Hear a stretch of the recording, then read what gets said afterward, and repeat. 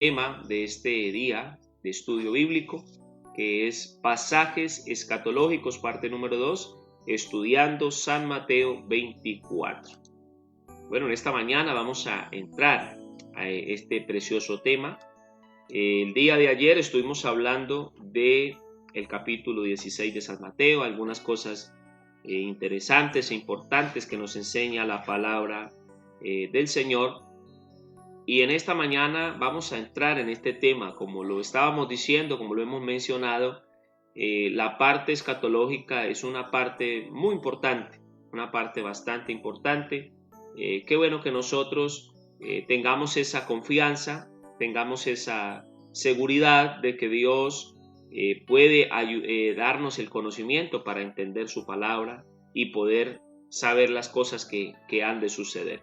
Entonces vamos a mirar allí, hermanos, en la palabra del Señor. Vamos a ubicarnos allí en el Evangelio según San Mateo. Evangelio según Mateo, capítulo 24. Vamos a mirar allí un precioso pasaje de la palabra del Señor. Dice así la Escritura: Cuando Jesús salió del templo y se iba, se acercaron sus discípulos para mostrarle los edificios del templo. Respondiendo él les dijo: ¿Veis todo esto? De cierto os digo que no quedará aquí piedra sobre piedra que no sea derribada. Dice el verso 3: Y estando sentado en el monte de los olivos, los discípulos se acercaron aparte diciendo: Dinos, ¿cuándo serán estas cosas? ¿Y qué señal habrá de tu venida y del fin del siglo? Gloria al Señor. Bueno, mis hermanos, como les había dicho el día de ayer, es muy importante identificar los tiempos escatológicos, los tiempos proféticos.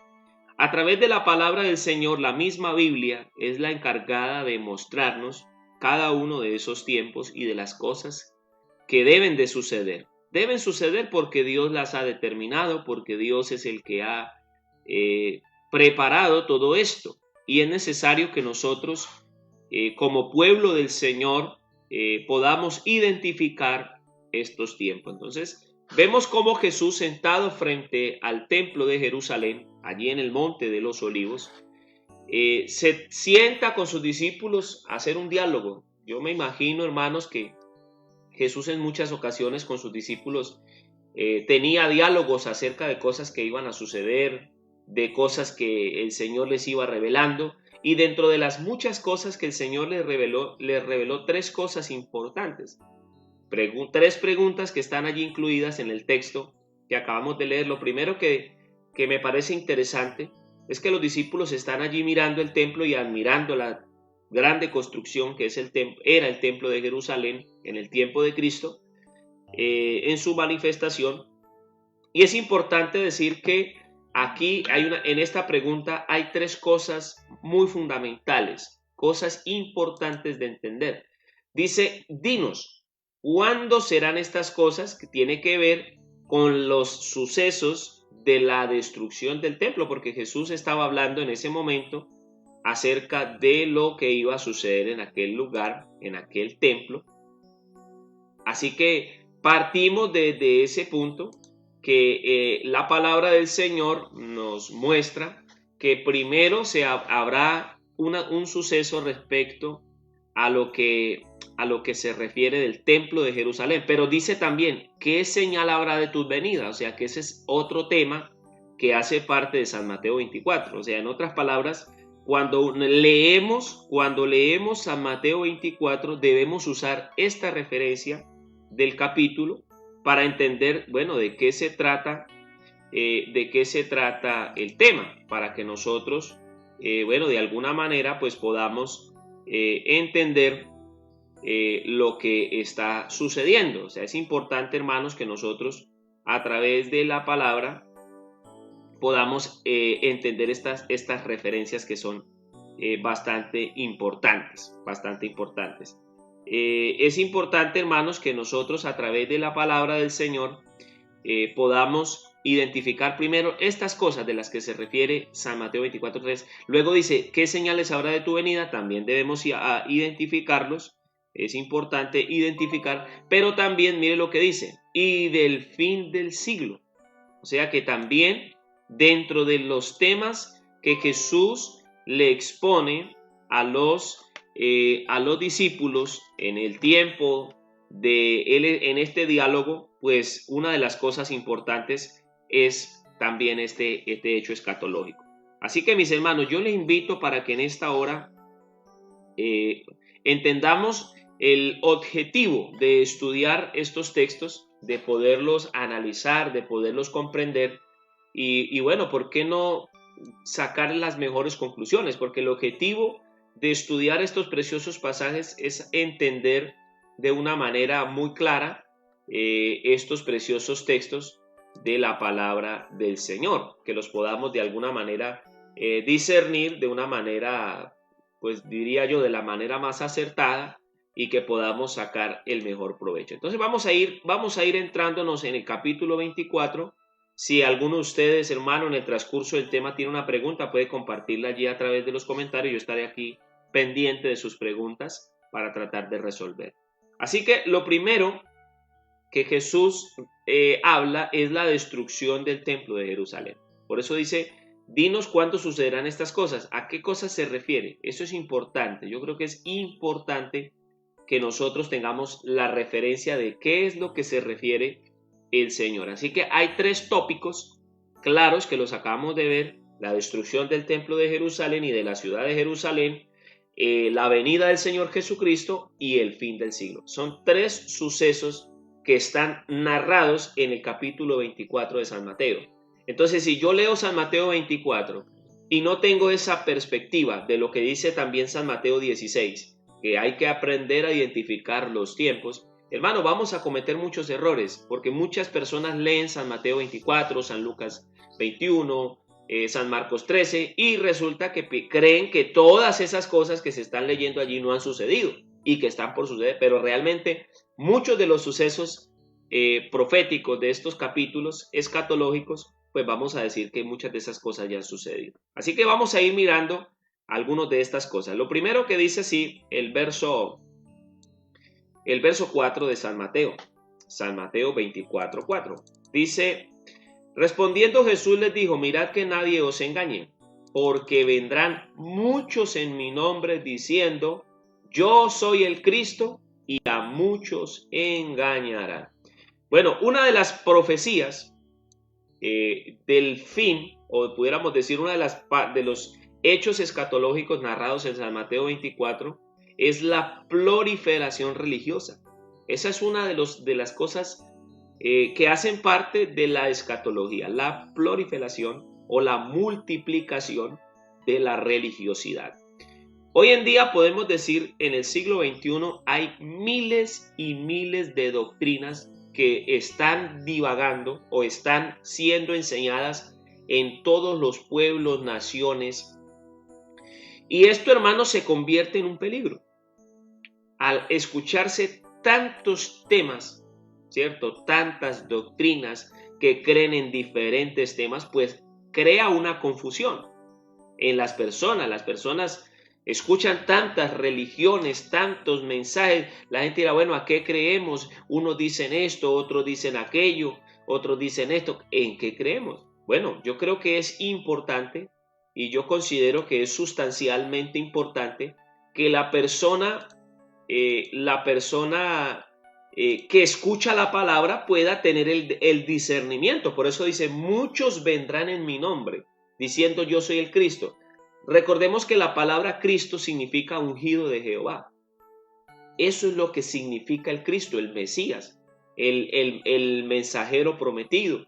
Entonces, muchas personas tienen Cristos. O sea, muchas personas piensan que la palabra Cristo es exclusiva utilizada para Jesús, pero resulta que cuando nos vamos a la realidad religiosa, existen muchos Cristos, ¿sí? O sea, muchos Cristos inventados de diferentes religiones, de diferentes culturas, ¿sí?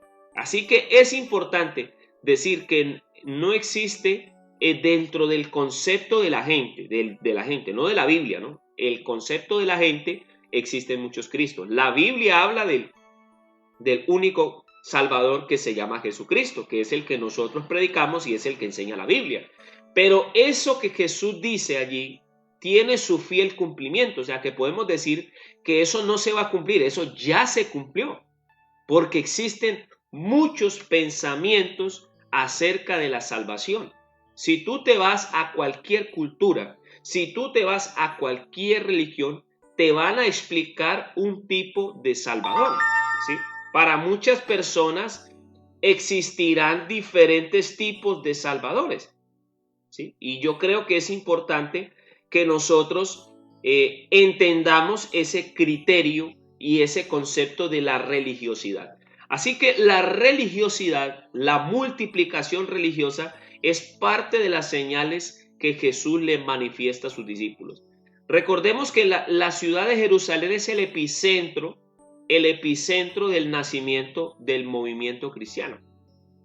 Cristo tuvo todo su movimiento en la región de Palestina, ¿sí? Lo que conocemos hoy con Palestina e Israel. Ahí estuvo todo el movimiento del evangelio y de la predicación de nuestro Señor Jesucristo.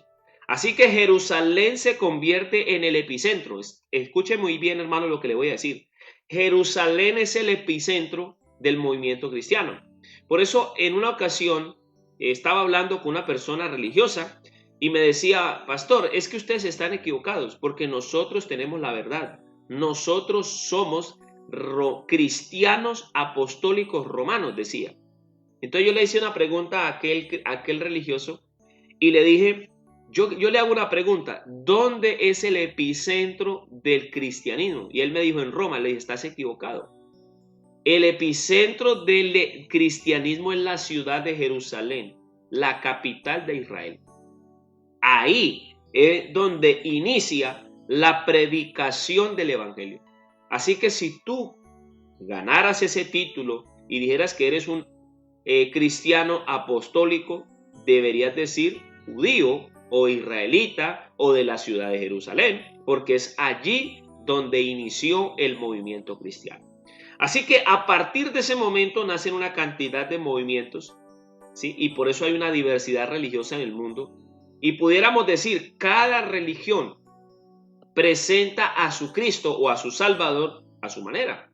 Existe un movimiento mundial que es uno de los movimientos más grandes del mundo, que es el movimiento islámico.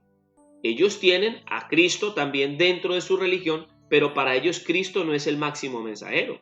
Para ellos Mahoma es el máximo profeta. Ellos dicen que Cristo es un salvador o un mensajero muy poderoso, pero que existe un mensajero más poderoso que en este caso es Mahoma, y existe un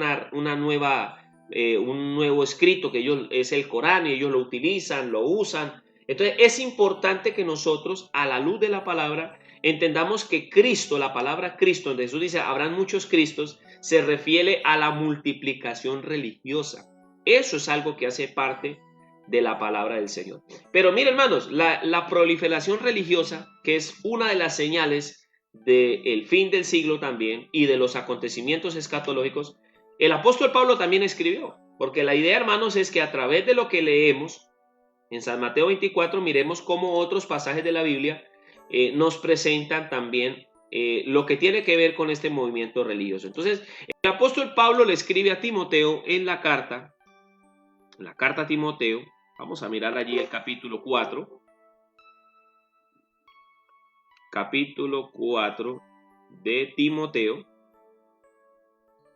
Vamos a mirar la palabra del Señor. Yo le invito. Vamos a leer capítulo 4, el verso 1 de Primera de Timoteo. Dice: pero el Espíritu dice claramente. ¿Cuál Espíritu? El Espíritu de Cristo, el Espíritu profético. ¿Qué dice? En los postreros tiempos, algunos apostatarán de la fe, escuchando espíritus engañadores y doctrinas de demonios. O sea que esto que Pablo también habla es el mismo mensaje de Cristo. O sea, aquí no estamos hablando de un mensaje distinto. Es el mensaje de Pablo. Entonces la pregunta para nosotros, los lectores de la Biblia: ¿este hecho escatológico se cumplió o se va a cumplir o se está cumpliendo? Podemos decir, ese hecho ya se cumplió. Es una realidad, la diversidad religiosa. Entonces, hermano, eso causa que muchas personas mueran confundidas. Muchas personas mueran creyendo que se salvaron, pero resulta que se perdieron porque creyeron a un mensaje equivocado, porque creyeron a un mensaje que no es cierto. Entonces es muy importante que nosotros hagamos una tarea muy honesta al estudiar la palabra de Dios. Hermanos, de eso se trata el estudio de la Biblia, de encontrar la verdad. Jesús dijo, conoceréis la verdad. O sea que es necesario buscarla, es necesario indagar, escudriñar las escrituras. El objetivo de este tema, de estos estudios escatológicos, es que podamos entender la verdad. Hermano, yo quiero que usted pueda tener esa claridad. Posiblemente hayan amigos conectados a esta transmisión, escuchando la palabra. Hayan hermanos y personas de otras religiones que lleguen a escuchar la enseñanza. La idea es que ellos puedan entender lo que dice la Biblia y comprender esa verdad. Así que la palabra de Dios es clara al decirnos que dentro de los acontecimientos escatológicos, dentro del orden escatológico está la proliferación religiosa y el pensamiento de muchos cristos.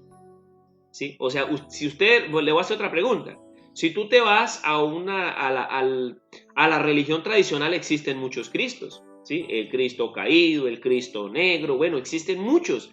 O sea que lo que Jesús dijo es cierto. Entonces es importante que nosotros podamos identificar al verdadero Cristo, al Cristo que salva, al Cristo que sana, al Cristo que perdona pecados, al Cristo que vendrá por segunda vez. Entonces yo le digo en esta mañana, ¿cuál será el Cristo que viene a levantar la iglesia? El Cristo caído, el Cristo negro, ¿cierto? El Cristo de algún pueblo. No, yo creo que existe un solo Cristo y ese Cristo se identifica claramente en las Escrituras con su mensaje, con su sermón, con sus enseñanzas, como dice el libro de Hechos. Cuando Lucas le escribe a aquel hombre reconocido como Teófilo, no se sabe con precisión si se refiere al cristiano, si se refiere a alguna persona, pero lo que dice San Lucas es que él comenzó a redactarle las cosas por orden, ¿cierto? En el primer tratado dice, oh Teófilo, las cosas que Jesús comenzó a hacer y a enseñar. O sea que hay un modelo de vida. Mira, hermanos, lo importante y lo clave que es esto. ¿Por qué estudiamos la palabra? ¿Por qué estudiamos la Biblia? Porque en la Biblia está el estilo de vida que llevó Jesús. Ese es el modelo que nosotros, que somos seguidores de Jesucristo, debemos de seguir. El estilo de vida de Jesús debe ser el estilo de vida de nosotros. Pero también, aparte de que debemos de seguir el estilo de vida de Jesús, dice que también sus enseñanzas, Jesús comenzó a hacer, que era su vida, su comportamiento, su forma de hablar, su forma de vivir, es importante. Pero también la Biblia nos dice que él también enseñó otras cosas, porque es importante. El modelo perfecto de salvación está en las Escrituras. Usted puede escuchar en muchas partes, religiones en el mundo, muchas personas que estudian la Biblia y tienen algún conocimiento. Pero les digo una cosa, ¿cuántas religiones no tienen como máximo exponente las Escrituras? Tienen algún profeta, ¿cierto? Usted ha escuchado de algunas personas que se hacen llamar apóstoles, ¿cierto? Y la Biblia lo dice con claridad, la Biblia es clara al decirnos que muchas de estas personas que se hacen llamar apóstoles no lo son. Eso lo dice el libro de Apocalipsis. Entonces, muy importante que usted, mi hermano, mi amigo que me está escuchando, el objetivo es que tú puedas reconocer a esos falsos cristos y a esos falsos maestros. Entonces, hay muchos cristos en el mundo, pero solamente uno da verdadera salvación y da verdadera vida eterna. Así que si una persona no se ha convertido a la verdad del evangelio, yo le hago una pregunta. ¿Cuál es la consecuencia si tú crees a un mensaje que no es? La consecuencia es que te vas a perder porque no recibiste el mensaje de salvación. Por eso yo le digo una cosa. Los primeros cristianos, ¿sabe qué hacían los primeros cristianos? Los primeros cristianos corroboraban que lo que le enseñaban a ellos era conforme a las Escrituras. Ellos tenían que corroborar que lo que el que estaba enseñando allá era lo que decía la Biblia. Usted, mi hermano, mi amigo, no coma entero. No que listo, lo que dijo el hermano así es. No, yo lo invito a que usted lo compruebe en la Biblia. Por eso es que nuestro lema es ese, a la luz de su palabra. O sea, nosotros queremos enseñar y transmitir mensajes, pero que sean conforme a la escritura, que el amigo pueda verificar en la Biblia que lo que estamos enseñando es conforme a las escrituras, que el hermano, que el apartado, la persona que escuche pueda corroborar lo que estamos enseñando. Entonces, lo primero que podemos decir es que existen muchos Cristos. Eso es lo que enseña San Mateo 24. Hay muchos Cristos. Pero la pregunta es, ¿esos Cristos salvan? ¿Esos Cristos cómo los identificamos? Yo siempre hago uso de algunas figuras para explicar con claridad algún tema. Imagínese, hermano, que usted recibe en sus manos un billete falso, pero tú no lo sabes identificar. Y tú recibes ese billete y te vas contento porque te dieron un billete de 100,000. Y te vas contento, pero resulta que ese billete es falso. Resulta que te encuentras a una persona que sí sabe identificar el dinero y te dice, te engañaron, te dieron un billete falso. Ese billete no, y él le empieza a explicar, mire, aquí hay una cinta de seguridad, el holograma no está, y bueno, le muestra, y la persona como que abre los ojos y entiende y dice, oiga, me engañaron, pero yo no lo sabía.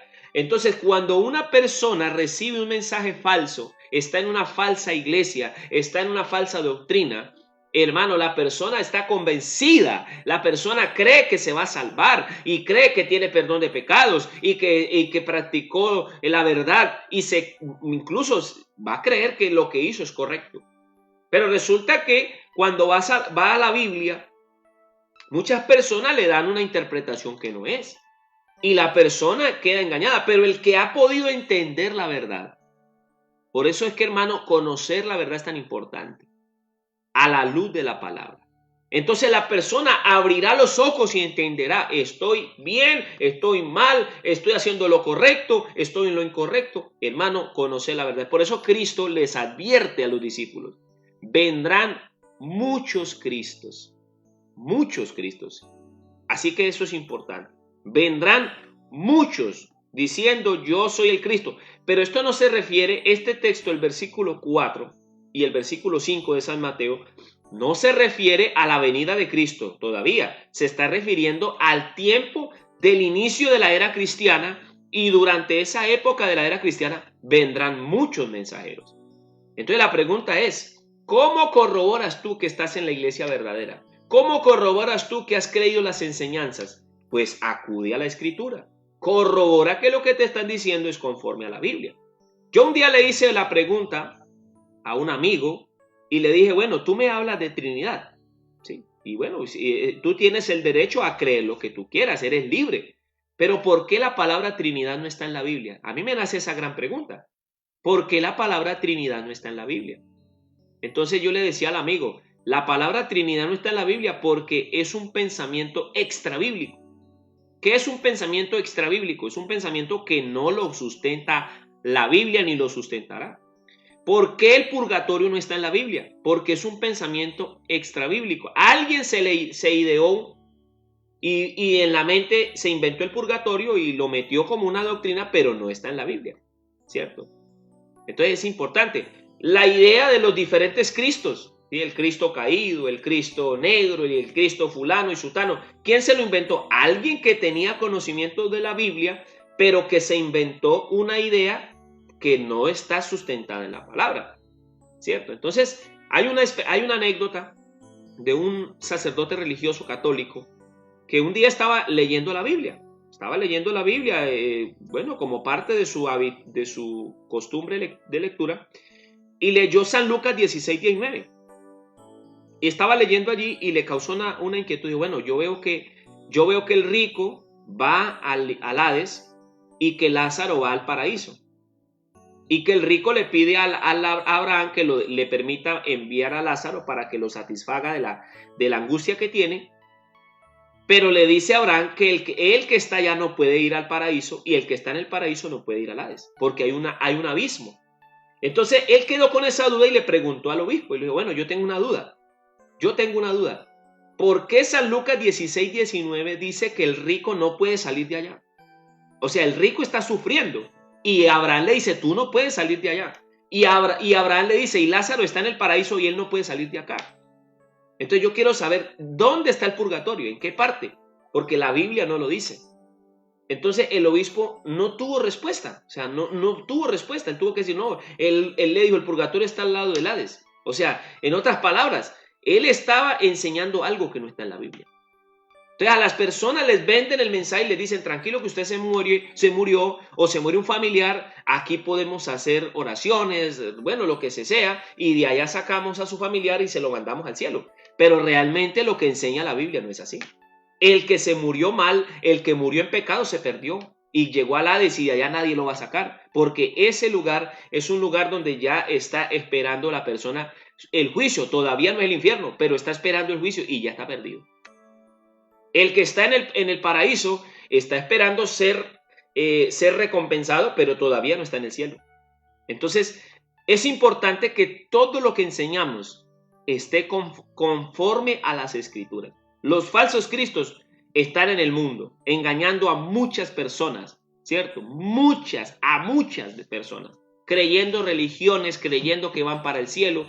Hay muchas personas que están haciendo cuenta de que van al cielo, pero resulta que no se van a salvar, porque no han creído a la verdad. No han creído a la verdad. Entonces, es importante que entendamos este pasaje de las Escrituras. Bueno, vamos a leer otra parte importante de San Mateo 24. Vamos a ir con toda la calma para ir entendiendo este hermoso pasaje de la Biblia. Dice el verso 6, y oiréis, dice, y oiréis de guerras, rumores de guerras. Mirad que no os turbéis, porque es necesario que todo esto acontezca, pero aún no es el fin.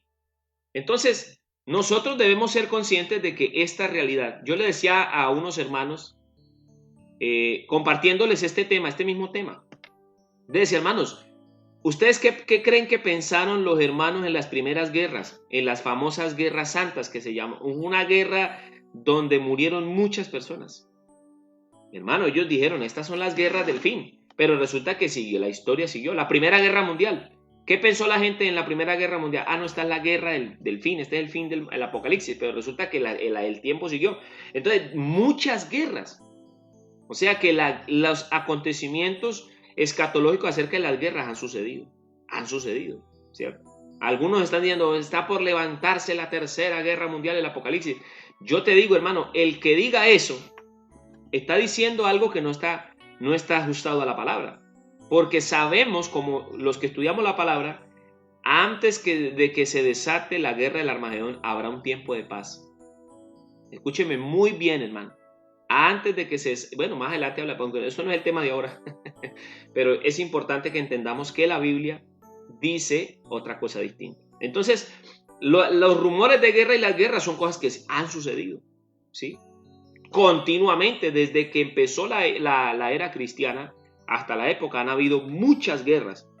El verso 7 dice así, vamos a mirar. El verso dice, porque se levantará nación contra nación, reino contra reino, habrá pestes, hambres, terremotos en diferentes lugares. O sea que todo esto hace parte de la escatología, de los tiempos después del inicio de la era cristiana.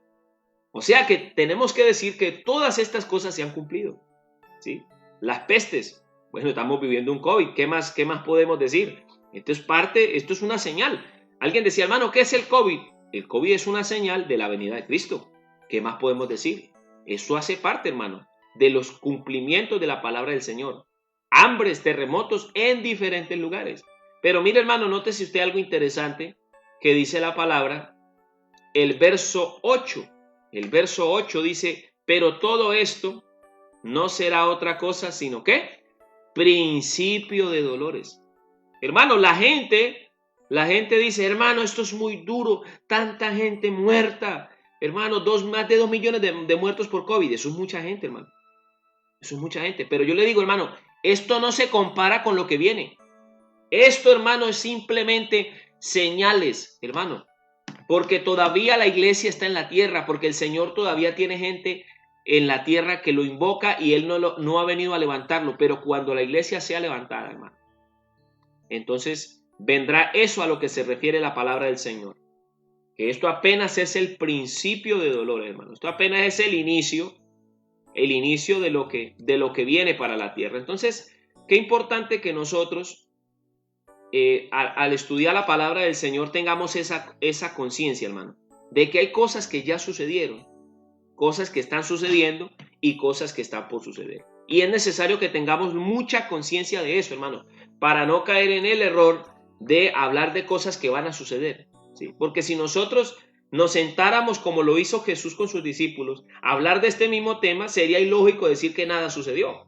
Porque entonces diríamos, Jesús dijo mentiras porque 2000 años y no ha sucedido nada de lo que él predicó. No, ya podemos decir que casi todo, yo considero como predicador de la palabra del Señor, que casi todo lo que el Señor profetizó se ha cumplido. Nosotros hemos sido testigos durante estos años, de estos últimos, en el caso mío, de los últimos 35 años que yo llevo de vida, he podido atestiguar muchas cosas que se han cumplido. Pero dice que esto será principio de dolores. Principio de dolores. Vamos a mirar otras cosas importantes de San Mateo 24. Y dice así: entonces os entregarán a tribulación. ¿Ah? Os entregarán a tribulación y os matarán y seréis aborrecidos por todas las gentes por causa de mi nombre. Muchos tropezarán entonces y se entregarán unos a otros y unos a otros se aborrecerán. Entonces, mire, hermano, yo quiero que usted entienda esto.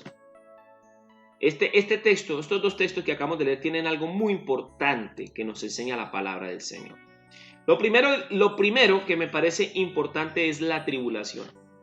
¿Sí? El tiempo de tribulación. La iglesia en los primeros siglos vivió tiempos de tribulación terribles. Mucha gente, muchos cristianos muertos, muchos mártires murieron a causa del evangelio. ¿Cierto? Muchos fueron aborrecidos por causa del nombre de Jesús. ¿Sí? Y además, todavía en este tiempo, muchas personas te miran mal por ser cristiana, por predicar el evangelio. Así que es importante analizar este contexto. Dice, y muchos tropezarán entonces y se entregarán unos a otros y unos a otros se aborrecerán. ¿Cierto? Entonces es importante, hermanos, que leamos tanto el contexto de la iglesia como el contexto del mundo. O sea, hay dentro del texto de San Mateo 24, hay cosas que son para la iglesia y hay cosas que son para el mundo. Eso es importante, hermano, que usted lo estudie. Que no solamente usted diga, no, solo esto sucede en el mundo. No, hay cosas que sucederán dentro del entorno de la congregación. Porque bueno, la iglesia es santa, la iglesia del Señor, el Señor sabe quiénes son los suyos. Entonces podemos decir que dentro de la congregación habrán ambientes y cosas que hacen parte también. O sea, así como hay señales, hermano, y de eso vamos a hablar con la ayuda del Señor en su momento. En las conclusiones vamos a ir hablando poco a poco de esto durante esta semana. Hay señales en la iglesia, hay señales en el mundo, hay señales en la ciencia, hay señales en los astros. O sea, la palabra profética de San Mateo 24 despliega una cantidad de escenarios que nosotros debemos de identificar. Así que Cristo les explica a ellos el escenario del mundo: guerras, hambres, pestes. Eso es el escenario del mundo. Enfermedades, terremotos, ese es el escenario del mundo. Pero también dice el escenario de la iglesia: tropezarán muchos. ¿A qué se refiere tropezar? Mucho descarriado. O sea que parte de las señales del fin es el ambiente, hermano. Estamos en un tiempo donde hay una gran cantidad de descarriados, hermano. Una gran cantidad de descarriados. Mucha gente apartada, hermano. Es cierto, mucha gente se ha convertido, pero también mucha gente se ha apartado. Miren, nuestras iglesias, hermano, yo tengo que ser realista frente a esto. Así como la iglesia tiene una puerta de entrada, la iglesia tiene una puerta de salida. Y muchos nos gusta muchos nos hacemos en la puerta de adelante, a aplaudir y a abrazar al hermano, bienvenido, gloria a Dios. Pero ¿cuántas personas están a la expectativa de la puerta de atrás? Del que se va de la iglesia decepcionado, del que se va de la iglesia desanimado, aburrido, del que se aparta, muchas personas ni les interesa. ¿Sabe por qué, hermano? porque eso hace parte de las señales, hermano. Qué triste, pero es parte de las señales. Muchos tropezarán entonces y se entregarán. Oiga, hermano, me parece que este es un texto bien interesante de analizar y de entender. ¿Sí? Es importante que nosotros, mire lo que dice, hermano, les quiero compartir el mismo pasaje, pero de la versión traducción lenguaje actual. ¿Sí? Traducción lenguaje actual. Mire lo que dice, hermano, por favor escúcheme en casa, hermano, muy atento a este texto. Dice así, el verso, vamos a leer desde el verso 8 porque desde ahí es donde estamos estudiando. Esto solo será principio de todo lo que el mundo sufrirá. Ustedes serán llevados presos y entregados a las autoridades para que los maltraten y los maten. Todo el mundo los odiará por ser mis discípulos. Mira, interesante, ¿no? Muchos de mis seguidores dejarán de creer en mí, lo que les acabo de decir. Esas son señales dentro de las congregaciones. No digamos dentro de la iglesia, hermano, porque yo creo que la iglesia es un pueblo selecto que Dios tiene de gente que está dentro de las congregaciones. Sí, pero la iglesia es el pueblo que Dios tiene escogido. Hablemos de la congregación. Muchos de los seguidores dejarán de creer en mí. Habla de los apartados. Yo le pregunto a usted que está allá a la distancia, ¿usted ha hecho la cuenta de cuántas personas descarriadas hay en su congregación? ¿Cuántas personas descarriadas hay en su ciudad, en su barrio, en su sector? Muchas. Muchas, hermano. Y esto hace parte de las señales de las que habla el Señor de este tiempo. Del tiempo antiguo, porque también hubo un tiempo en el que se cumplió esta palabra. Así que dice, llegarán, dice, uno traicionará al otro. Mire, hermano, yo le pregunto, ¿cuántos creyentes se decepcionan por otro creyente? Esa palabra, y se entregarán unos a otros, se refiere a la decepción de hermanos que decepcionan a un hermano. De alguna manera le hacen un mal, porque lo hacen así. Y dice, muchos se dejarán de creer en mí, uno traicionará y se sentirá odio por él. O sea, hermano, mire que hoy en día uno se aterra, hermano, uno se aterra de muchas personas que han caído en eso. ¿Sí? Pero yo les digo una cosa, hermano, tenemos que identificar todas las cosas que Jesús fue enseñando, ¿a qué se refiere? Entonces, cuando dice y se odiarán unos a otros, se aborrecerán unos a otros, no se está refiriendo al mundo, hermano. Se está refiriendo al ambiente de la congregación. Por eso, hermano, usted tiene que identificar las señales también. ¿A quién se refiere y para quién se refiere ese texto? Así que habrá muchos que se apartarán, se entregarán unos a otros, se refiere al desprecio, al rechazo dentro de las congregaciones. Hermano, a veces uno encuentra dentro de la iglesia odios entre los hermanos. A veces hasta los servidores, hermano. Si uno escucha servidores que hablan despectivamente de otro hermano. Hermano, y eso genera conflicto. Eso genera conflicto, hermano. Así que, hermano, yo quiero que en esta hora usted haga un análisis de lo que hemos venido hablando, de lo que hemos venido analizando. Hermano, el número de descarriados de las congregaciones es altísimo. Hermano, los problemas sociales dentro de las congregaciones también son pronunciados, hermano.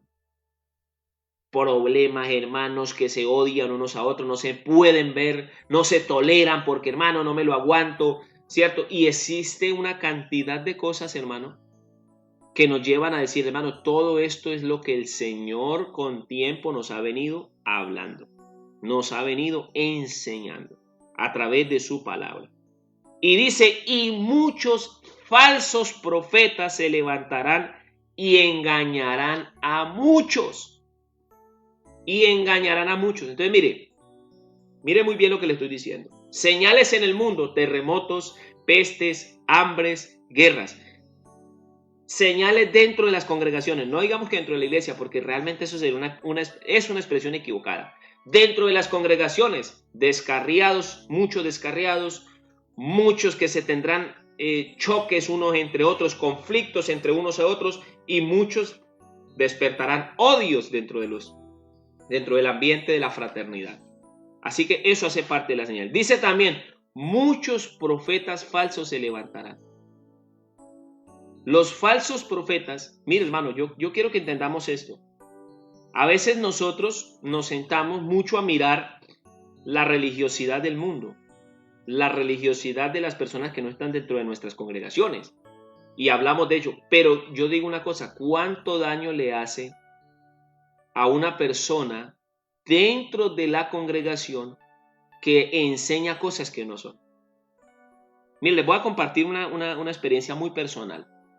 Yo tuve que manejar una situación de unos hermanos, una situación de unos hermanos. Ellos le enseñaban a los hermanos de una manera disimulada, ¿sí? No lo hacían abiertamente, pero ahí, escondidos, se iban y le enseñaban a los hermanos cosas, como un ejemplo, ¿no? Eso para uno llevar una buena vida, uno tiene que ir todos los días a culto, decía el hermano, se les decían a los hermanos, entonces los hermanos se desanimaban, no, yo para qué voy tanto al templo si eso no necesito tanto ir al templo. Y empezaron a enseñar cosas así, ¿cierto? No, hermano, que usted puede aborrecer a una persona y no pasa nada, que eso no importa, hermano, una cantidad de cosas. Y yo empecé a mirar que algunos hermanos se desanimaban, algunos hermanos no volvían al culto y decía, no, algo está pasando. Y empecé a orar y a clamarle al Señor. Y entonces me di cuenta, hermano, el Señor me permitió darme cuenta de que había unos hermanos que estaban sembrando, se iban visitando casa a casa los hermanos y hablándoles mal del pastor, hablándoles mal de la junta local, hablándoles mal de los hermanos de la iglesia. Y yo dije, estos hermanos son personas que como falsos profetas están haciéndole daño a la congregación. Entonces, hermano, hay muchas personas que aún dentro de la iglesia le comparten a los hermanos secretamente enseñanzas equivocadas. ¿Sí? No predican, de pronto en el altar no lo predican, pero resulta que a las escondidas le comentan a los hermanos y le siembran discordia en el corazón. Así que dice que muchos falsos profetas se levantarán y engañarán a muchos. Y dice el verso 12, y yo quiero que usted, hermano, lo lea conmigo en esta mañana, porque es que yo quiero, hermano, que entendamos esto. Esto debemos comprenderlo. El verso 12, y por haberse multiplicado la maldad, el amor de muchos, dice, el amor de muchos se enfriará. Así que estamos frente a una realidad, hermanos, una realidad de hechos proféticos que nos permiten analizar y entender el tiempo que estamos viviendo. Así que, mi hermano, yo lo invito para que usted en esta hora, hermano, haga una reflexión de lo que hemos venido hablando. Hágase una reflexión en esta mañana de todo esto, hermano. Todos estos hechos escatológicos se han cumplido. No podemos decir esto se va a cumplir, no, esto ya se cumplió. Todo lo que hemos leído, todo esto se ha cumplido. Hermano, dice, el amor de muchos se enfriará. A mí me preocupa eso.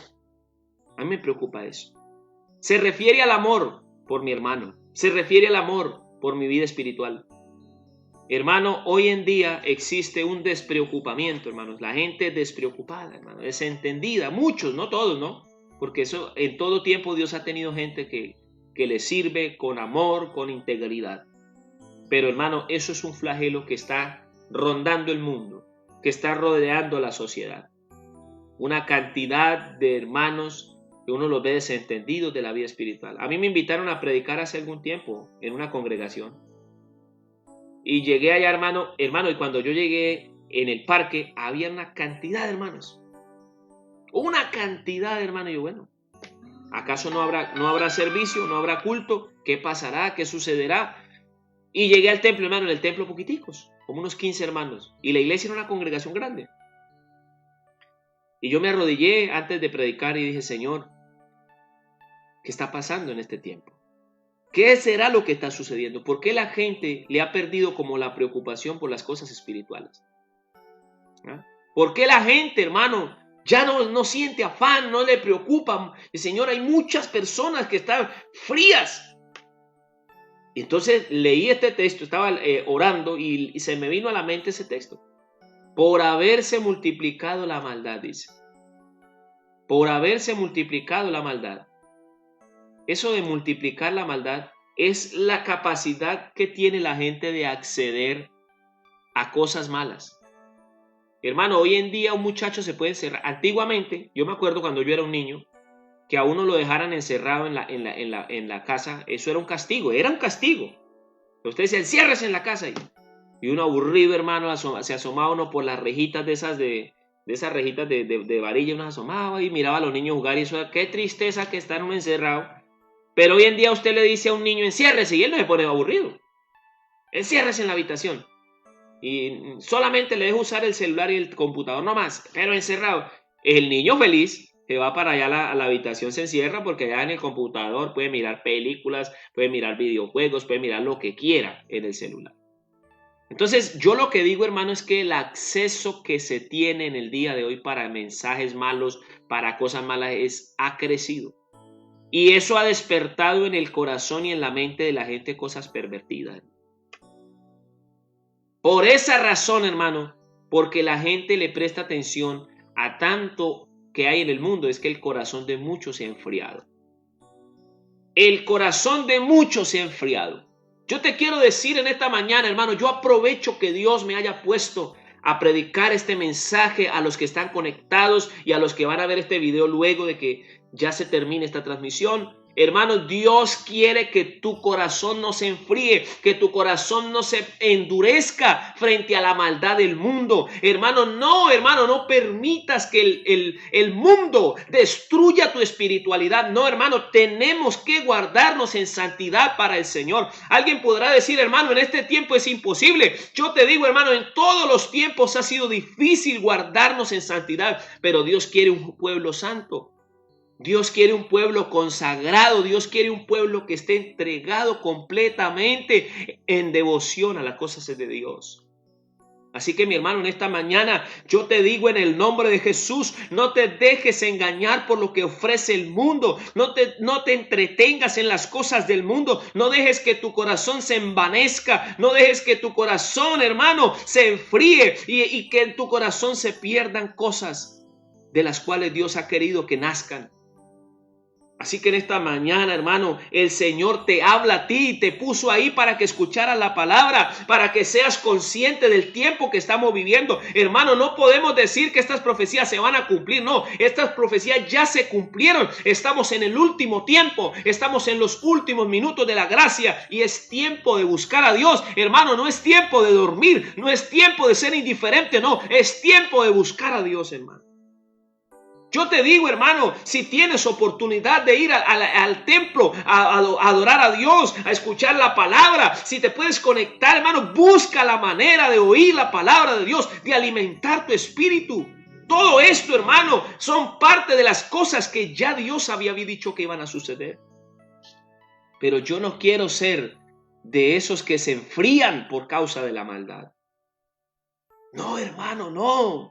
Tú puedes vencerlo en el nombre de Jesús. Quizá la tentación ha llegado, el mal pensamiento ha llegado. ¿Sabe por qué, hermano? Porque tú alimentas tu mente de cosas malas. Por eso te llegan esos pensamientos. Por eso el enemigo te ataca. Por eso se te va el deseo de orar. Por eso se te desanima si no quieres ir a escuchar la palabra de Dios. Porque has dejado que tu corazón esté minado de cosas malas. Hermano, en esta mañana, el Señor a través de esta palabra, a través de este mensaje, a través de estas señales, nos quiere abrir los ojos, hermano.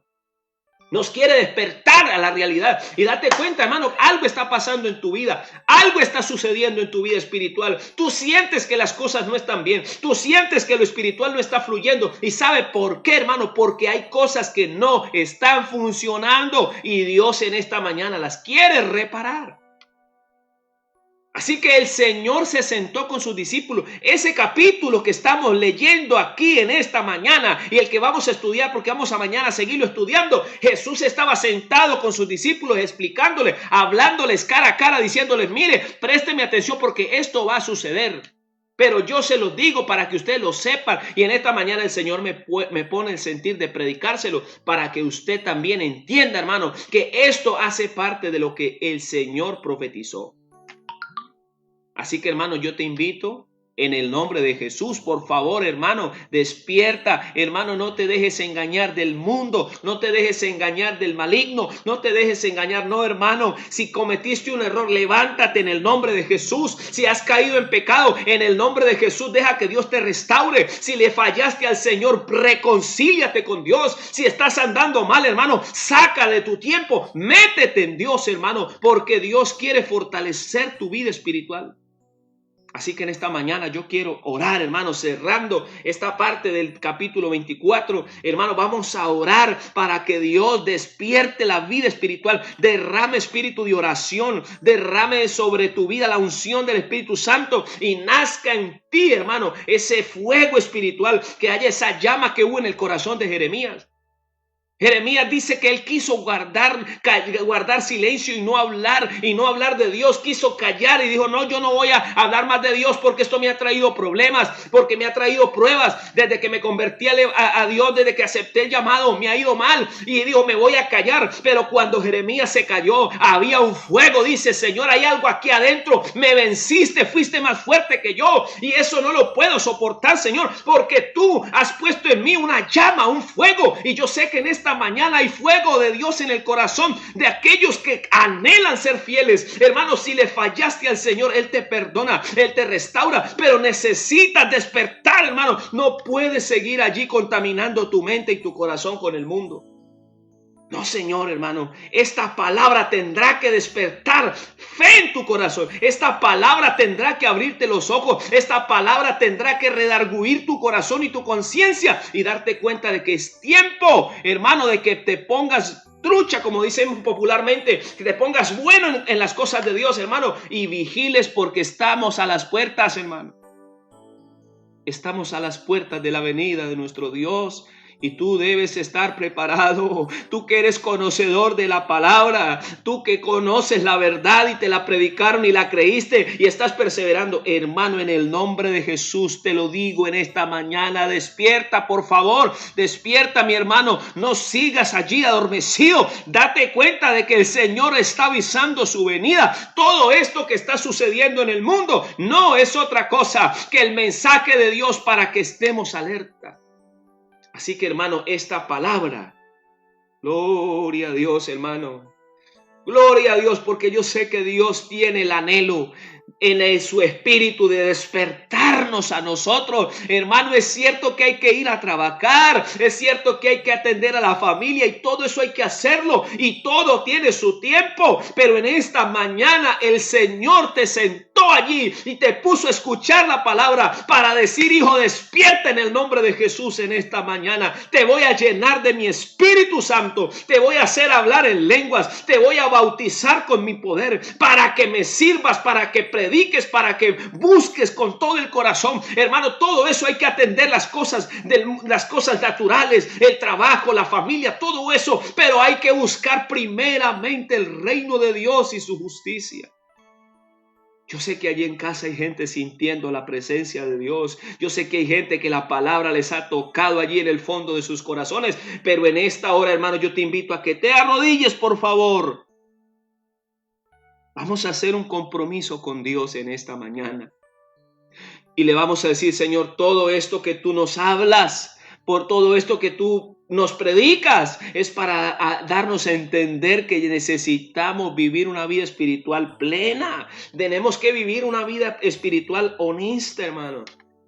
Así que yo quiero orar en esta mañana por una persona que necesite reactivar su vida espiritual, hermano. No sé si habrá alguien allí que quiera reactivar su vida espiritual. Yo quiero invocar el nombre de Jesús sobre esas personas que anhelan, que desean, que en su corazón hay un fuego diciendo, yo quiero vivir bien para Dios y no sé por qué no puedo, pero yo te digo en el nombre de Jesús en esta hora, estimado hermano, el poder de Dios va a posar sobre tu vida. Si abres tu corazón, Él te va a tocar, hermano. Hermano, yo he sentido la presencia de Dios mientras iba enseñando la palabra. Yo he sentido el Espíritu de Dios aquí en este lugar y sé que también está allí tocando corazones, tocando vidas, diciendo, hermano, abre tus ojitos, despierta tus oídos para que la vida espiritual en ti vuelva a reactivarse, hermano.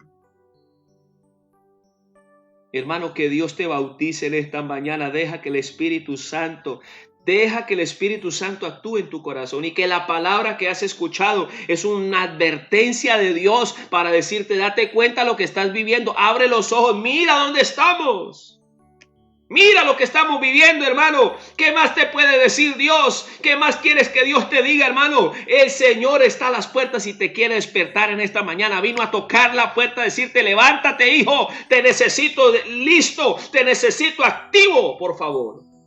Llénate de Dios en esta mañana. Cierra tus ojos, arrodíllate, hermano, deje el celularcito ahí al lado suyo para que escuche y arrodíllese y póstrese a los pies del Señor y dígale, Señor, lléname de tu poder. Yo necesito sentir el poder de tu presencia, que yo me pueda levantar fortalecido, que si te he fallado, Señor, hoy aquí, Señor, me restauro en el nombre de Jesús. Hoy aquí me levanto en el nombre de Jesús. Hermano, yo estoy convencido y por eso predico la palabra y por eso me paro frente a esta pantalla y frente a esta cámara a predicarles a ustedes.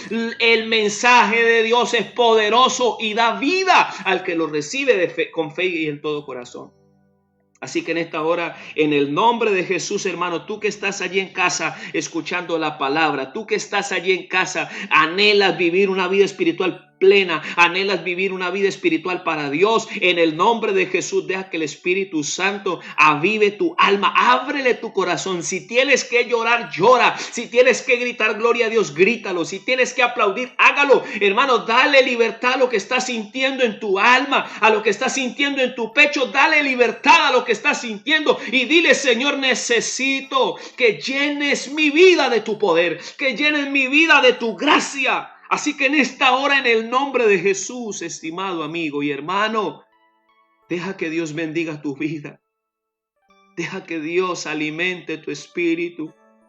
Deja que Dios cambie lo que tenga que cambiar, sane lo que tenga que sanar. La Biblia dice que Él quiere que los cojos sea sanado para que no se salga del camino. Hoy el Señor está sanando a alguien que iba paso a paso a apartarse. Hoy lo pone el Señor en el camino nuevamente. Ese que estaba enfermo, hoy el Señor le sana en el nombre de Jesús.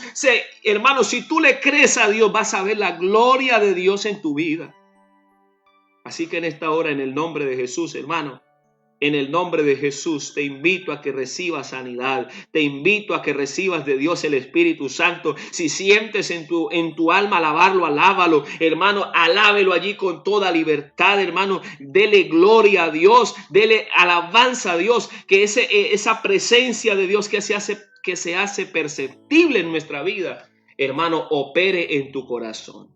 Gracias, Señor, por permitirme predicar tu palabra y que aquellos hermanos que escuchan la palabra puedan sentir la libertad que da el Espíritu Santo. Gracias, Señor, porque a través de la palabra podemos transmitir un consejo para las personas y podamos seguir estudiando esta maravillosa palabra que hemos estudiado. En el nombre de Jesús. Aleluya. Amén. Gloria a nuestro Dios.